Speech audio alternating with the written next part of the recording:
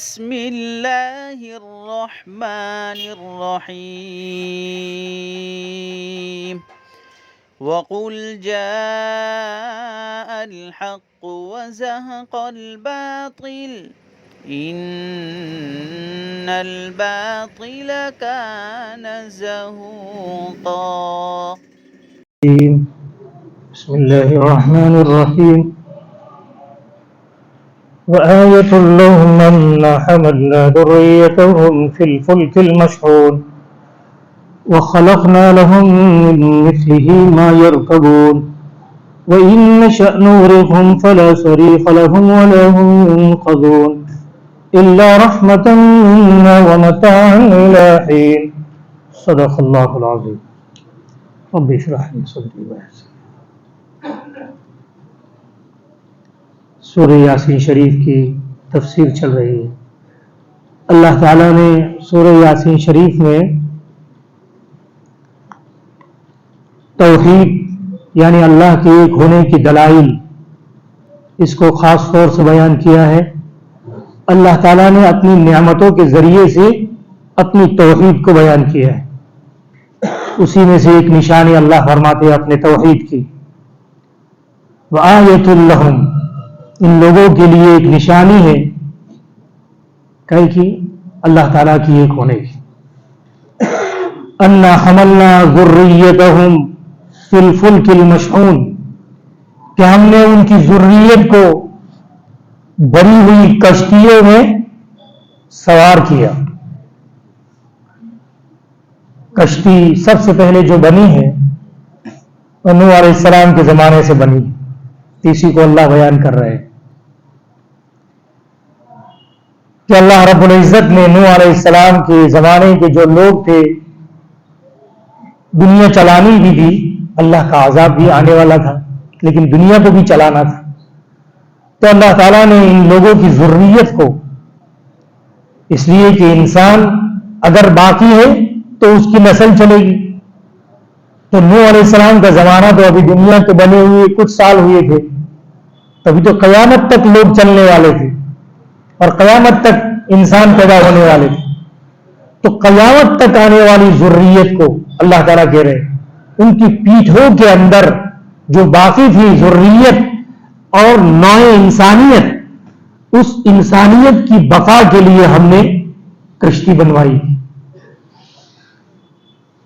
تو کشتی یہ بھی اللہ کی نشانیوں میں سے ایک نشانی ہے. آدمی ذرا سوچے تو صحیح، کتنا بڑا وزن لے کر وہ کشتی سمندر میں چلتی ہے اور سمندر کے اوپر چلتی رہتی ہے لیکن وہ ڈوب نہیں جاتی. اللہ تعالیٰ اس کو ڈوبنے سے بچاتے ہیں. اللہ فرماتے وَإِن نَشَأْ نُغْرِقْهُمْ، اگر ہم چاہیں تو ان کو ڈبو دے. فَلَا صَرِيخَ لَهُمْ، کوئی فریادی نہیں ہوگا. دنیا میں تو کوئی سرکار کوئی غلط کرتی ہے تو اس کی فریادی سننے والے اور اس کا سپورٹ کرنے والے لوگ کھڑے ہو جاتے ہیں، لیکن اللہ تعالیٰ کا جب عذاب آئے کون فریاد کر سکتا ہے اللہ سے؟ اللہ کہہ رہے فَلَا صَرِيخَ لَهُمْ. دیکھیے اللہ تعالیٰ اپنی نعمتوں کو شمار کر کے، اپنی نعمتوں کو بیان کر کے پھر انسان کو سمجھاتے ہیں کہ دیکھو یہ ایک اللہ، کوئی ہے فریادی کرنے جس کے ذریعے سے فریادی کی جائے اللہ کے سامنے؟ کون کیا کر سکتا ہے؟ وَلَا هُمْ يُنْقَذُونَ، اور نہ ان کو بچایا جا سکتا ہے. تو کشتی یہ بھی اللہ تعالیٰ کی ایک بہت بڑی نشانی ہے.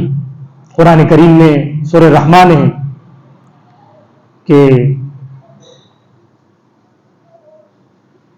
کالجواری کالاعلام، بڑے بڑے پہاڑ کی طرح سمندر میں کشتیاں چلتی ہیں.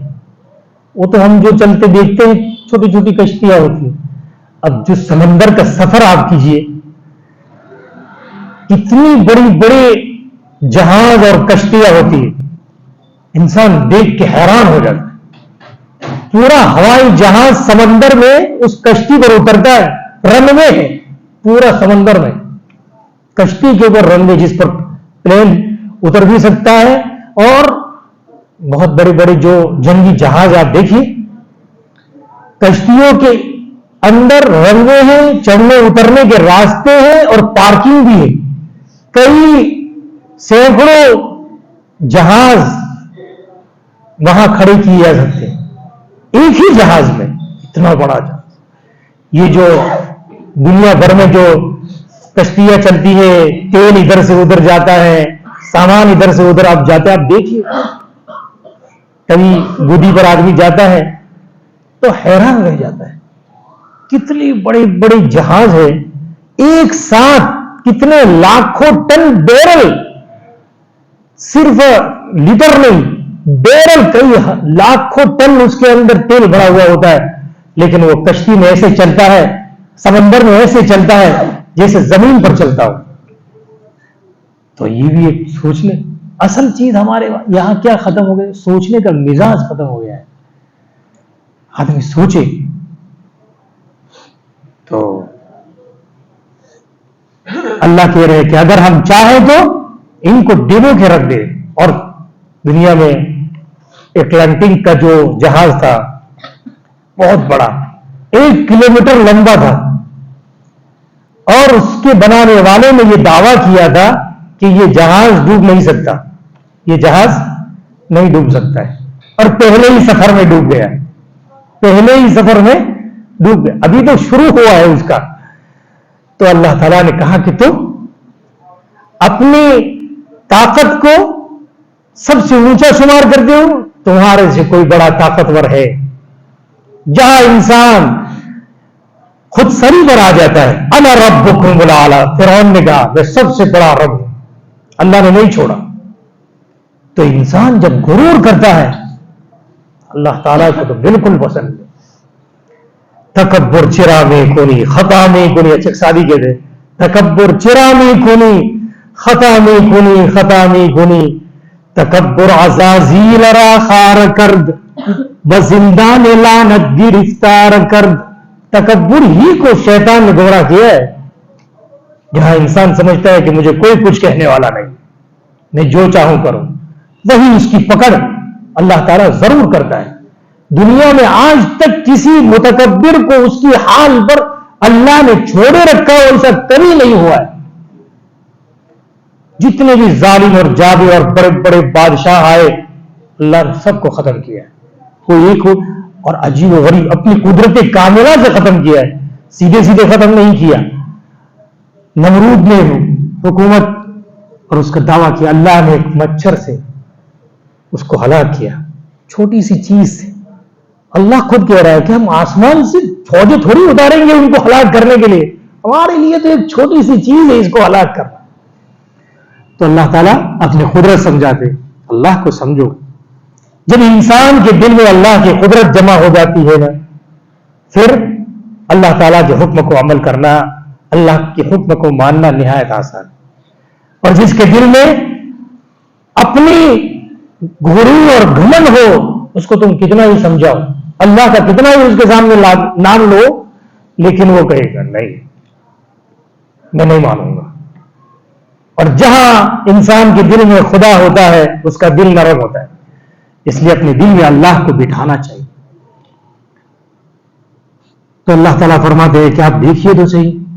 اور اسی طرح یہ تو کشتی سمندر کی چیز ہے، اسی طرح خشکی میں بھی زمین پر وَخَلَقْنَا لَهُم مِّن مِّثْلِهِ مَا يَرْكَبُونَ، اور اسی کشتی کے مانند ان کے لوگوں کے لیے ایسی چیزیں ہم نے زمین پر بنائی ہیں جس پر وہ سوار ہوتے ہیں اور سامان لاتے ہیں.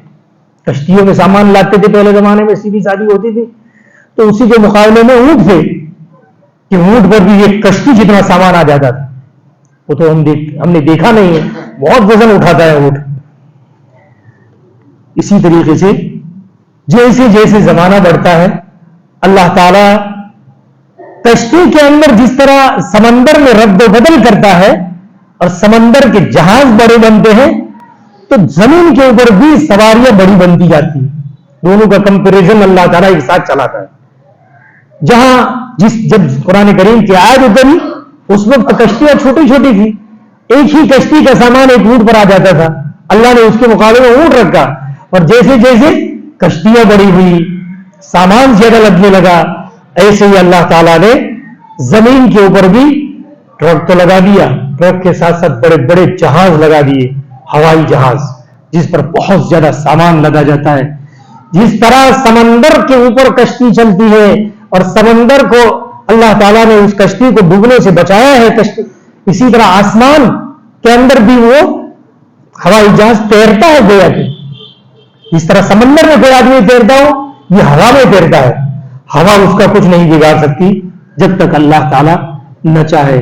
تو یہ بھی سوچنے کی بات، اللہ تعالیٰ نے کشتی کے مقابلے میں اونٹ کو نہیں بیان کیا، نام نہیں لیا اونٹ کا، صرف اتنا کہا کہ جس میں تم سامان لاتے ہو اور تم خود سوار ہوتے ہو، بس اتنا کیا ہے۔ قیامت تک جتنی بھی چیزیں اللہ تعالیٰ لوگوں کے ذہنوں کو یہ علم عطا فرمائیں گے اور لوگ بڑی بڑی چیزیں بناتے جائیں گے، وہ سب اس میں داخل ہے، کتنی بھی بڑی بڑی چیزیں اٹھانے کی اور سامان لانے کی وہ سب کے سب اس میں داخل ہے۔ تو اللہ فرماتے ہیں کہ آپ دیکھیے یہ ساری چیزیں آسمان میں چلتی ہے، آپ ہوائی جہاز کا سفر کیجئے، بڑے ملکوں کا سفر کیا جاتا ہے تو آدمی دیکھتا ہے ایک جہاز نہیں ہے، جہاز بس آسمان کے اوپر جہاز ہی جہاز نظر آتے۔ لندن ہیترو ایئرپورٹ پر میں ایک مرتبہ اتر رہا تھا تو وہ ہوائی جہاز کو ابھی وقت اس کو ہوا نہیں تھا نیچے اترنے، میں نے دیکھا آسمان کے اوپر ہر طرف چاروں طرف سے بس ہوائی جہاز ہی اترنے کے لیے تیار، آدمی حیرت پہ رہ جاتا ہے کتنے جہاز اللہ تعالیٰ نے ایک ساتھ آسمان پر اس کو ہوا میں لٹکائے رکھا ہے۔ تو اللہ اسی کو فرماتے ہیں اگر ہم چاہیں تو اس کو ڈبو دے، کوئی فریادی تمہیں نہ ملے، اور ولا هم ينقذون، اور اس کو ہم تہس نہس کر دے۔ لیکن یہ سارا جو چل رہا ہے معاملہ دنیا کا کس پر چل رہا ہے؟ اللہ کی مہربانی پر۔ الا رحمتا منا، مگر ہماری طرف سے ایک رحمت ہے کہ ہم نے ان سب کو بنائے رکھا ہے، پکڑے رکھا ہے، دنیا کے نظام کو چلائے رکھا ہے، ورنہ کون سوار ہو کشتی میں؟ اگر ہر کشتی ڈوبنے شروع ہو جائے، 50 میں سے 40 ڈوب جائے، کوئی جائے گا؟ کوئی نہیں جائے گا سب۔ لیکن کبھی کبھار اکا دکا سوار آدمی کہیں ڈوب جاتا ہے۔ ایک آدمی کشتی میں سوار ہوا تو جو ملاح تھا کشتی چلانے والا وہ بات کر رہا تھا اس سے وہ تو کہا کہ ارے بھائی تمہیں کشتی چلاتے ہوئے روزانہ تمہارا دھندا یہ ہے، کاروبار یہ ہے، کشتی چلانے سے ڈر نہیں لگتا ہے سمندر میں سفر کرنے سے؟ تو کہا کہ ڈر تو لگتا ہے، ڈر تو لگتا ہے۔ تو اس نے پوچھا کہ تمہارا باپ کیسے مرا تھا؟ تو کہ کشتی کے الٹ جانے سے، ہوا کی وجہ سے کشتی الٹ کے، دادا بھی سمندر میں مرا، باپ بھی سمندر میں مرا، تو تم بھی سمندر میں مرنے سے نہیں ڈرتے تو دوسرا دھندا شروع کرو۔ اس نے کہا تمہارا باپ کہاں مرا تھا؟ کہ گھر میں۔ تمہارا دادا گھر میں، تو تمہیں گھر میں رہنے سے ڈر نہیں لگتا ہے؟ جس گھر میں وَسَكَنْتُمْ فِي مَسَاكِنِ الَّذِينَ، قرآن کہہ رہا ہے وَسَكَنْتُمْ فِي مَسَاكِنِ الَّذِينَ ظَلَمُوا أَنفُسَهُمْ، جن گھروں انہی گھروں میں تم بھی رہتے ہو جنہوں نے ظلم کیا تھا، اللہ کی نافرمانی کی تھی، انہی کے گھروں میں تم بھی تو رہتے ہو، تو جس طرح وہ کہتے تم بھی جانے والے ہو۔ تو اصل یہ نہیں ہے، بلکہ اصل بات یہ ہے کہ انسان کے اوپر اللہ تعالیٰ نے مہربانیاں کی ہوئی ہے، الا رحمتا منا۔ اور دوسری بات کیا ہے؟ ہر آدمی سوچتا ہے کہ اس کی موت آئی تو ختم ہو گیا، تو اسی کو اللہ نے بیان کیا ہے اس میں۔ ایک تو اللہ کی مہربانی سے یہ سب ہو رہا ہے، اور کب تک چلے گا ایسا؟ ومتاع الہی، متعینہ مدت تک، جب تک اللہ تعالیٰ یہ چاہے گا کہ یہ ان دنیا کی چیزوں سے نفع حاصل کرتا رہے تب تک یہ کاروبار چلتا رہے گا۔ جہاں انسان سفر کرتا رہتا ہے ہزاروں کلومیٹر، لاکھوں کلومیٹر کا، کچھ نہیں ہوتا ہے، لیکن جب موت آنی ہوتی ہے تو ایکسیڈنٹ ہو جاتا ہے۔ تو یہ تو کوئی اللہ تعالیٰ نے متعین کر رکھا ہے کہ ایسا روزانہ تھوڑی ہوگا۔ بہرحال تو اللہ تعالیٰ کہتے ہیں کہ یہ دنیا ایک چل چلاؤ ہے، حالات اور یہ ساری چیزیں انسان کی وقت متعینہ تک ہم اس کو چلائیں گے اور اپنی مہربانی سے چلائیں گے۔ لیکن اصل بات کیا ہے؟ اصل بات اللہ تعالیٰ دیکھیے آگے کیا فرماتے ہیں۔ اصل بات یہ ہے کہ آدمی اپنے رب کی اطاعت کے ساتھ اور تقوی کے ساتھ زندگی گزارے. اسی کو کہہ رہے ہیں وَإِذَا قِيلَ لَهُمُ اتَّقُوا، یعنی یہی لوگ جو دنیا میں اتنے سمندروں میں گھومتے پھرتے کاروبار کرتے ہیں، زمین پر بھی کرتے ہیں، لیکن جب ان سے کہا جاتا ہے ڈرو، اتقوا ما بین ایدیکم وما خلفکم، تمہارے آگے جو کچھ ہوا اور تمہارے پیچھے جو کچھ ہوگا اس سے ڈرو. یعنی اللہ تعالیٰ نے جو عذاب دیے ہیں، تم سے اگلی جماعتوں کو ہلاک کیا، تم بھی اس سے ڈرو. لعلکم ترحمون. انسان سمجھتا ہے کہ اللہ تعالیٰ میرے پر جو بھی احسان کر رہا ہے، اس کا مطلب یہ ہے کہ اللہ تعالیٰ مجھ سے خوش ہے.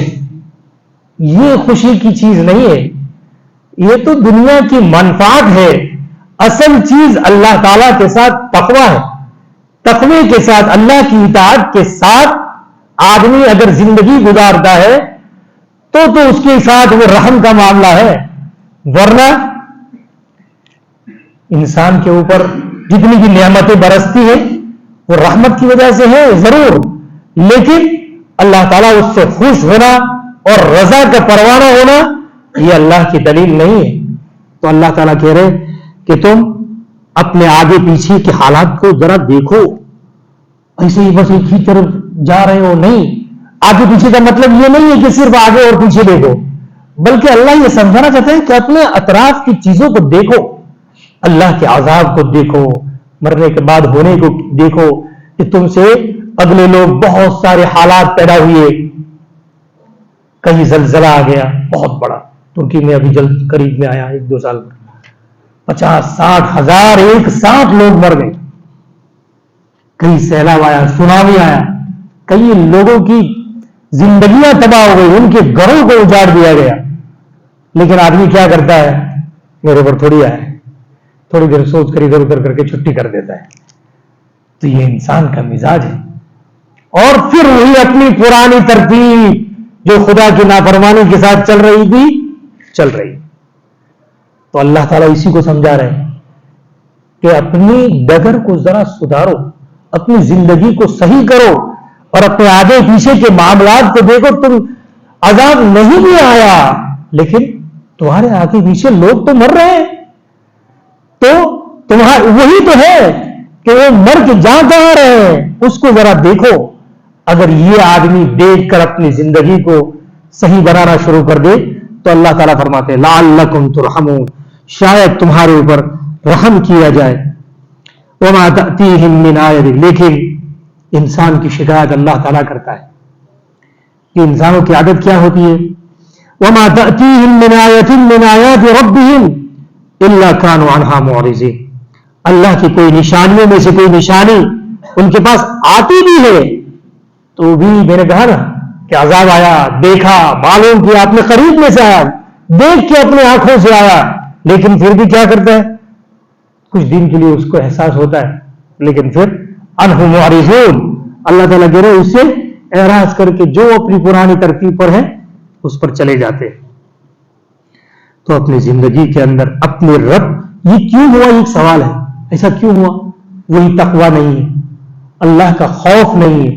اللہ کا خوف ایک ہوتا ہے انسان کو خشیت اور ایک ہوتا ہے خوف. خشیت قرآن کریم میں اللہ نے کہا ہے انما یخشی اللہ من عبادہ العلماء. یخشی اللہ، اللہ سے، اسی قدر یخشی کا ترجمہ بھی خوف ہے، اللہ سے ڈرنا. اور ایک خوف، تو خوف بہت سی، اس کو کہتے ہیں سانپ بچھو سے بھی خوف ہے. انسان کو ڈر لگتا ہے سانپ بچھو سے، شیر سے ڈر لگتا ہے، بھوت سے ڈر لگتا ہے، بری چیزوں سے انسان کو ڈر لگتا ہے. تو ڈر لگ کر آدمی اس سے بھاگے تو وہ تو ایک خوف ہے. لیکن خشیت، اللہ کی خشیت، قرآن کریم میں رضی اللہ عنہم ورضوا عنہ ذالک لمن خشی ربہ. صحابہ کرام سے اللہ راضی ہو گیا اور اللہ سے صحابہ کرام راضی ہو گئے. کیوں؟ لمن خشی ربہ. یہ دولت کیسے ملی رضا کی؟ اس لیے کہ وہ اپنے رب سے ڈرتے تھے، اپنے رب سے ڈرتے تھے.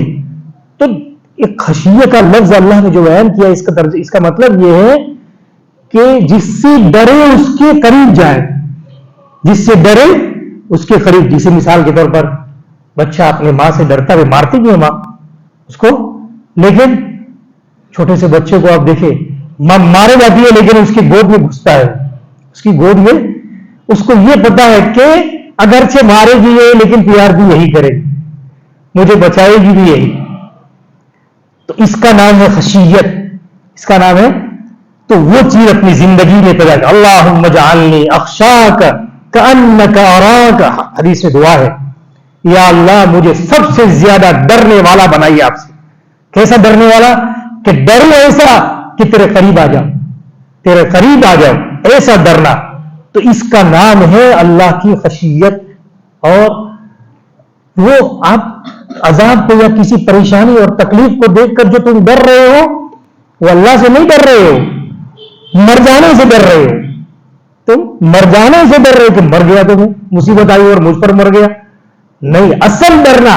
اسی لیے آپ دیکھیے جو لوگ جاتے ہیں عذاب کی جگہوں پر، زلزلہ یا جہاں بھی جاتے تو وہ ڈرتے تو ہیں، مسلم ہو یا غیر مسلم ہر ایک ڈرتا ہے، لیکن وہ کس سے ڈرتا ہے؟ اللہ سے ڈرتا ہے. اللہ سے نہیں ڈرتا، وہ مر جانے سے ڈرتا ہے کہ میرے پر مصیبت آ گئی تو وہ اس سے ڈرتا ہے. اس کا مطلب یہ ہے اس کے دل میں اللہ کی خشیت اور خوف نہیں ہے. اور جہاں انسان کو اللہ سے خوف ہو تو ہوتا کیا ہے؟ جیسے حدیث شریف میں آتا ہے، آپ صلی اللہ علیہ وسلم سے حضرت انس بن مالک کی حدیث ہے کہ آپ صلی اللہ علیہ وسلم ذرا ہوا تیز ہو جاتی تھی مسجد میں دوڑ جاتے تھے، مسجد میں. اس کا نام ہے اللہ کی خشیت. جس سے ڈرے اس کے پاس جائے. اور وہ کیا ہے؟ وہ خوف کیسا ہے؟ اللہ کا نہیں ہے، وہ اپنی جان کا خوف ہے، اپنے مال کا خوف ہے کہ میرا مال تباہ ہوگا، میری جان چلی جائے گی، میرے بچے مر جائیں گے. اس کا خوف ہے، اللہ کا نہیں ہے. یہ اپنی کو سمجھنے کی ضرورت ہے کہ تقویٰ کیا ہے. اللہ سے ڈرے. اللہ سے ڈرنے کے لیے اپنا بچہ، اپنی اولاد، اپنا خاندان بھی آ جائے، کسی کی پرواہ نہ کرو، تم کو جو سمجھ میں آئے کرو، لیکن میں اپنے رب کی مخالفت نہیں کروں گا. یوں اس کا نام ہے. حضرت عمر بن عبد العزیز رحمۃ اللہ علیہ،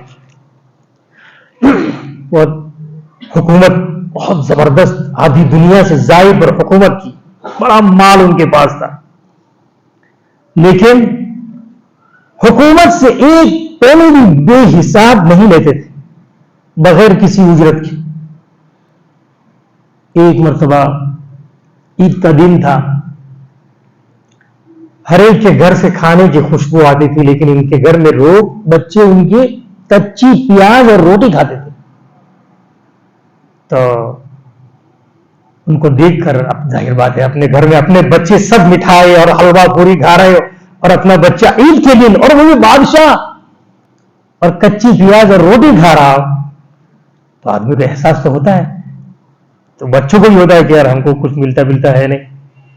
تو انہوں نے اپنے بچوں کو بٹھا کر کہا عید کے دن، آنکھوں میں سے آنسو گرا کر کہا کہ ارے بچوں، میرے پاس جتنا تھا اتنا میں نے تم کو کھلایا، اتنا میں نے تم کو کھلایا. میں نے لوگوں کا مال جو بیت المال میں ہے وہ تو لوگوں کا مال ہے، تو وہ لوگوں کا مال تم کو نہیں کھلایا.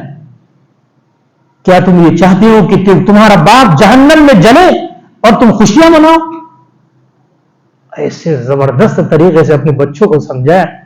بچے نے کہا ہم خوش ہیں اس حال میں، کچی پیاز اور روٹی پر خوش ہے، لیکن ہمارا باپ جہنم میں جلے اس سے ہمیں خوشی نہیں ہوگی. یہ اپنے گھروں کی تربیت تھی کہ میں جہنم کے عذاب کو برداشت کروں اور تمہیں سکون پہنچاؤں، تمہیں اس سے سکون ملے گا. اپنے اولاد، ایک صحابی کا قصہ لکھا ہے کہ نئی نئی شادی ہوئی ان کی، اور ان کے جو شوہر تھے گھر سے کمانے کے لیے نکلے، دن بھر کمانے کی فکر میں ادھر ادھر مارے مارے پھرتے رہے، کچھ نہیں ملا. واپس آئے شام کو، پھر سو گئے، صبح میں اٹھ کر پھر نکلے، 3 دن تک گھومتے رہے، نہیں ملا کچھ. चौथे दिन जब वो घर से निकल कर थोड़े से दूर गए, इन बीवी ने बुलाया कि इधर आ जाओ, वापस आओ फिर से। क्या हुआ भाई? कि देखो 3 दिन से तुम जाते हो, कुछ नहीं मिलता, तो आज तुम्हें हमारी मोहब्बत हराम पर खड़ा न करे तुम्हें, हम इस भूख को सब्र कर लेंगे, लेकिन अल्लाह की नाफरमानी कमाने में मत करना। अपनी जिंदगी के अंदर यह खौफ था, यह खौफ बिठाया था अपनी बीवियों में कि बीवियां उनको ये कहती थी। आज तो औलाद, हमारे औलाद में पैसा लाओ, ओनली फॉर रुपीज हमारी सिस्टम हो गई, किसी तरीके से भी आए। डरने की चीज है अपनी जिंदगी में। मैं अपनी आखिरत बिगाड़ कर तुम्हें खुशी नहीं दे सकता, ये अपनी जिंदगी में बिठाएंगे, इसी का नाम है अल्लाह ताला का खौफ, अल्लाह की खशियत, कि हम दुनिया की नाराजगी, दुनिया की परेशानी, दुनिया की तकलीफ को बर्दाश्त करें, लेकिन अल्लाह ताला की नाराजगी को बर्दाश्त न करे। इसी को अल्लाह कह रहे, जब कोई मुसीबत आती है तो आदमी डरता है, अब जहां मुसीबत चली जाती है तो वही अपनी पुरानी बेतरतीबी वाली जिंदगी, ये खौफ मुसलमानी वाली जिंदगी नहीं है। मुसलमानी दुनिया की सिस्टम वाली जिंदगी, सिस्टम के साथ नहीं चलना है, अल्लाह के खौफ के साथ चलने का नाम है ईमान। वरना दूसरे लोगों के ईमान में हमारे ईमान में क्या फर्क है? कोई फर्क नहीं। दूसरों की जिंदगी और हमारी जिंदगी में फर्क है। सिर्फ नमाज पढ़ लेने का नाम दिन नहीं है। दिन खुदा ताला की हुकूमत और खुदा की अहकामात को तस्लीम करने का नाम दिन है। वो तो तस्लीम मैं नहीं कर रहा हूं और अपनी मर्जी के चल रहा हूं और नमाज भी पढ़ रहा हूं, तो अल्लाह की मर्जी अभी दिल में नहीं उतरी है, उसी को अपने दिल में उतारने की जरूरत है। बहरहाल अल्लाह ताला इसको फरमाते हैं, आगे फरमाते हैं, वैया कील लहुम, अल्लाह से दूरी की कितनी बड़ी ये 2 निशानियां बताते हैं कि अल्लाह से दूरी की जो निशानियां हैं उसमें से एक दूसरी निशानी ये है, वैया कील लहुम अनफिकू मिम्मा रज़क़कुमुल्लाह, इन काफिरों से, अल्लाह के न मानने वालों से या फिर मानने वालों से कहा जाता है कि इन गरीबों को कुछ खिलाओ, अल्लाह ने जो तुम्हें माल दिया है उसमें से कुछ इनको भी दो। तो जिनके दिलों में गुरूर होता है उनका जवाब अल्लाह ताला या कुरान में दे रहा है कि वो क्या कहते हैं, क़ाल अल्लज़ीना कफ़रू लिल्लज़ीना आमनू, तो जो काफिर होते हैं मुसलमानों से क्या कहते हैं, अनुतुनु मन लौ यशाअल्लाहु अग़ामा, हम खिलाए, ऐसा पूछते हैं। किसको? जिसको अल्लाह नहीं देता है, जिसको अल्लाह ताला नहीं खिलाता उसको हम क्यों खिलाए? अल्लाह, तुम ही कह रहे हो कि रोजी का मालिक अल्लाह है, रोजी का मालिक अल्लाह है, और फिर कह रहे हो इनको दो भी, गरीब को दो, तो तुम ऐसा कैसे तुम्हारा ईमान है? तो अल्लाह ताला उनकी बात को इनकार करते कि ऐसा कहना गलत है इनका। मालदारी और गुर्बत ये खुदा ताला की मशीयत जरूर है। मशीयत यानी अल्लाह की चाहत, अल्लाह का इरादा। अल्लाह का इरादा जरूर है कि कुछ लोग मालदार रहे, कुछ लोग गरीब रहे, ये अल्लाह की मशीयत। लेकिन अल्लाह का हुक्म नहीं जानते हो तुम। अल्लाह का हुक्म क्या है? गरीबों को दो, अपने माल में से मिस्कीन, यतामा, वब्न सबील, मुसाफिर, इन लोगों को दो। अल्लाह ने हुक्म दिया है, एक है हुक्म और एक है मशीयत। आज हम, अरे बहुत से मुसलमान इसको, इस फर्क को नहीं समझते। एक आदमी कह रहा था कि हमारे गांव में एक भी गरीब नहीं है। मैंने कहा तुम्हारा पेट भरा हुआ है ना, इसलिए तुम ये अपनी जुबान से ये कह रहे हो कि कोई गरीब नहीं। भरे हुए पेट को सब भरे हुए लगते हैं, भरे हुए पेट को सबका पेट भरा हुआ लगता है, लेकिन जो भूखा होता है उससे पूछो दो दो तो कहेगा 4 रोटी। वो कहेगा 4 के साथ सिर्फ 4 नहीं लगाएगा, वो 4 रोटी कहेगा कि वो रोटी खानी है मुझे। तो भरे हुए पेट वाले जो लोग ऐसा होते हैं ना, वो ऐसा कह रहे हैं कि भाई अनुतुनु मन लौ यशाअल्लाहु अतामा, कि अगर अल्लाह चाहेगा तो खिलाएगा उनको।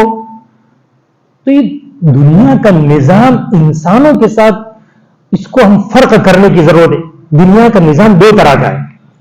ایک دنیا کا نظام انسانوں کا ہے اور ایک جانوروں کا ہے. جانور میں کوئی غریب فقیر نہیں اور کوئی مالدار نہیں. یہ جتنے کبوتر ہے تو اس کبوتر میں حصے ہیں کہ یہ کبوتر مالدار ہے, یہ کبوتر غریب ہے. ایسا اس میں سسٹم نہیں ہے. سب کے سب برابر ہے, سب کے سب برابر. چونٹیاں تو چونٹیوں کے بعض دل مالدار لوگوں کی چونٹیاں ادھر رہتی ہے اور غریبوں کی چونٹیاں ادھر رہتی ہے. ایسا نہیں ہے بھائی, وہ سب برابر ہے. جتنے بھی جانور آپ دیکھ لیجئے وہ سب برابر. جو انسان باندھتا ہے اس کا مسئلہ الگ ہے, لیکن جس کو نہیں باندھا جاتا ہے, خدا کے نظام پر چلتا ہے, تو وہ کیسا ہے؟ وہ سب کے سب سسٹم میں برابر سرابر ہے. کوئی غریب کوئی مالدار نہیں. جب وقت ہوتا ہے اللہ ان کو کھلا دیتا ہے. جیسا جتنا ضرورت اس کی ہے اتنا ہی اللہ اس کو کھلاتا ہے. اس لیے آپ دیکھیے وہ جانور جو جنگل میں رہتے ہیں جب ان کو انسان پکڑ لیتا ہے تو وہ کمزور ہو جاتے ہیں, اور جو جنگل میں ہوتے ہیں بڑے مضبوط ہوتے ہیں. شیر کو آپ دیکھ لیجیے, ایک پنجرے میں پورا ہوا ہے, بند ہے, اس کو دیکھیے اور ایک جنگل میں دیکھیے, دونوں کی طاقت اور دونوں کا اندازہ جسم سب الگ الگ ہے. ویسے بھی ہرن کو دیکھ لیجیے, ایک ہرن پکڑ لو آپ اور ایک چھوٹا جو سمندر جنگل میں گھومتا ہے, دونوں کی جو چیز ہے بہت فرق ہے. کوئی بھوکا نہیں رہتا ہے, سب کو اللہ کھلاتا ہے. تو یہ وہ ایک جانور کی چیز ہے. لیکن انسان کے اندر اللہ تعالیٰ نے نظام معیشت کو بنایا ہے. زندگی گزارنے کی جو نظام ہے اس کو اللہ تعالیٰ نے بنایا ہے. اس لیے دو طرح کے لوگ پیدا کیے اللہ نے, مالدار بھی ہے غریب بھی ہے. تو اب یہ اگر سب کے سب مالدار بن جائے تو بیت الخلا کا لوٹا کون صاف کرے گا؟ سوال ہے. کھودنے کون آئے گا؟ کوئی نہیں آئے گا بھائی. تو اس کو کہتے ہیں نظام معیشت, زندگی گزارنے کا. ایک غریب کو پیسے کی ضرورت ہے اور مالدار کو کام کی ضرورت ہے. تو یہ نظام چلے گا اب کہ یہ پیسے کے لیے اپنے بازو قوت کو کام میں لائے گا تو اس مالدار کا کام ہوگا, اور مالدار کی جیب ڈھیلی کرے گا تو اس کا کام ہوگا. یہ نظام معیشت ہے, اللہ تعالیٰ نے اس کو چلایا ہے. تو دیکھیے بہت سے لوگ کیا کرتے ہیں, میں اس کو تھوڑا سا وضاحت سے اس لیے کہنا چاہتا ہوں کہ بہت سے لوگ سمجھتے ہیں کہ بھائی ایسی سسٹم بناؤ کہ کوئی غریب نہ رہے. ارے یہ تیری سسٹم بننے والی ہے ہی نہیں. ہے خدا کا نظام ہے غربت کا ہونا. تو زکات دیتا ہے اس نیت سے کہ غربت ختم ہو جائے, تو تیری نیت غلط, تیری نیت ہی غلط. تیری نیت خدا کا حکم ہے اس لیے دے کہ میرا اللہ کا حکم ہے کہ غربت کو ختم کرنے جاؤ. ارے سلیمان علیہ السلام نہیں ختم کر سکے, پوری دنیا کی بادشاہ جناتوں انسانوں پرندوں سب پر دی. انہوں نے کھانا بنایا. اللہ کی ساری دنیا کی دعوت کرنا چاہتا ہوں. ایک ایک مہینے تک چلتا رہے آدمی, اتنی دیگیں ادھر ادھر ادھر چاروں طرف. ہوا کو حکم دیا کہ وہ بگڑے نہیں, چلتے رہو اس پر. یہ اتنی ساری دیگیں کیسی قرآن شریف میں یعملون ما تشاؤون, قرآن تماثیل و جفان کالجواب. اللہ کہہ رہے وہ دیگیں کیسے بناتے تھے؟ کیا کہتے ہیں اس کی اسٹیل کی نہیں, پہاڑ کی. پہاڑ کا بہت بڑا پتھر لیا, اندر سے کھریت دیا, جناتوں کو کہا اندر سے کھریت دو اور ڈیگ بنا. ایسی ڈیگیں بناتے تھے. اب ظاہر بات بہت بڑا پہاڑ اور اسی کو کتنی بڑی ڈیگ بنے گی. ایک مچھلی نے نمٹا دیا, ایک مچھلی آئی سب کھا گئی. تو وہ سجدے میں گر گئے, یا اللہ میں نہیں کھلا سکتا. اس مچھلی نے کہا ایسا 2 وقت اللہ اتنا کھانا مجھے 2 وقت دیتا ہے اور تم ایک میں تھک گئے. تو یہ خدا کا نظام ہے. تو غربت کو ختم کرنے کے لیے زکات مت دو, اللہ کا حکم ہے اس لیے دو. ہاں غریب کو ضرور تلاش کرو, لیکن اس لیے نہیں کہ غربت میرے مال سے کٹا. تیرے مال کی کیا حیثیت ہے اللہ کے سامنے؟ اللہ تعالیٰ چاہے تو زمین سے خزانہ ابل دے اس کے گھر میں. بہت سے لوگ غریبوں کو دیکھ کر کیا کہتے ہیں کہ یار اللہ نے اس کا سب اچھا نہیں کیا. ارے کیوں اچھا نہیں کیا؟ تو سمجھتا ہے, بہت سے لوگ کیا سمجھتے ہیں کہ مال آیا تو اللہ نے میرا ہاتھ پکڑ لیا. وہ کیا کہتا ہے اللہ نے ارے پکڑ لیا ہے کہ دھکا دے دیا پتا نہیں ہے. لیکن بات یہ, ایک قصہ لکھا ہے فضائل اعمال میں. ایک بہت بڑے بزرگ تھے, تو بیچارے غریب تھے، سیدھے سادے تھے. تو اس کو ایک مالدار نے سوال کیا، مالدار سے انہوں نے کچھ مانگا کہ میرے کھانے کا کچھ انتظام کر. تو اس کے دل میں یہی لوگ بوجھ ہیں، یہی لوگ اس کو وہ نہیں دینا ہے، اس لیے لوگ ایسا سمجھتا ہے، اس کے دل میں اس کی برائی ہے. تو اس نے کہا، تو انہوں نے کہا اٹھ کھڑا ہو، طواف کرو میرے ساتھ. تو اس نے ہاتھ پکڑ کر جو طواف کیا ہے، طواف کے چاروں طرف وہ دیکھتا ہے کہ زمین سے سونا اگل رہا ہے، دیکھ رہا ہے. میں چاہوں تو اس کو لے سکتا ہوں، میں چاہوں تو اس کو لے. انہوں نے کہا، بزرگ نے، اللہ نے میرے لیے سب کچھ ظاہر کر دیا ہے، میری آنکھوں میں وہ نور دیا ہے کہ میں زمین کی خزانے دیکھ سکتا ہوں، لیکن میں تم سے کیوں مانگتا ہوں کہ اگر تم مجھے دو گے اللہ کی رحمت تمہارے اوپر متوجہ ہوگی. تو مالدار دے گا غریب کو تو غریب کی ضرورت پوری ہوگی اور اس کی اللہ تعالیٰ کی رضامندی ملے گی. اس لیے تو میں کسی کو دے رہا ہوں، یہ نیت کرو کہ اللہ کی رضا کے لیے. آج لوگ اپنے لیے یہ ساری نیتیں کسی نیک لوگوں کے پاس، بزرگوں کی صحبت میں کتابیں پڑھو گے تو آدمی کو معلوم ہوگا کیسے دینا ہے. ورنہ ایک بنی اسرائیل کا ایک قصہ کر کے ختم کرتا ہوں بات کو. بنی اسرائیل کا ایک آدمی تھا. دیکھیے کتنے لوگ پہلے زمانے میں اپنے مال کو چھپاتے تھے. آج تو ہمارے کیا ہے کہ کوئی فراڈ قسم کا آدمی زکات لے گیا تو آدمی تل ملا جاتا ہے، غصے ہو جاتا ہے، ہاں فراڈ کر دیا میرے ساتھ. آدمی سمجھتا ہے میرا مال بہت پاک ہے. ارے اللہ کی طرف متوجہ ہونے کی ضرورت ہے. یا اللہ، میں نے تو اس کو غریب سمجھ کر دیا تھا، اب تیری مرضی، اس کی ضرورت پوری ہوئی، تو جانے اس کو. اس لیے کہ میں نے تو اللہ کے لیے دیا، اب میری زکات پیدا ہو گئی، میری فراڈ جانے وہ جانے، اس کا کام جانے. تو بنی اسرائیل کا ایک آدمی تھا، اس نے نیت کی میں اللہ کے نام پر دوں گا، اندھیرے میں دوں گا تاکہ وہ مجھے نہ دیکھے کہ کس نے دیا. تو جہاں صبح صبح جب نکلا سامان لے کے، کسی کو جو کہ پہلا نظر آئے گا اس کو دوں گا. پہلا ہاتھ میں آدمی جو آیا، چور آیا، چور کو دے دیا. پھر دوسرے دن لوگوں کو بہت سارا مال تھا تو کسی بات چلی، یار چور کو کسی نے اتنا سارا صدقہ دے دیا. تو اس کو تو کسی کو پتا نہیں تھا، اس کو پتا چل گیا کہ یار میرا تو چور کو دیا چل یہ پیسہ.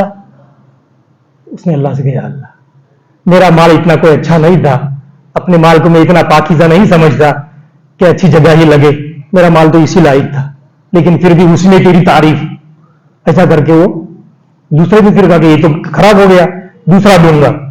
تو دوسرا لے کر پھر اتنا ہی مال لے کر دوسرے دن صبح نکلا، جو ملے گا سب سے پہلے. تو ایک زانیہ عورت کو دے دیا.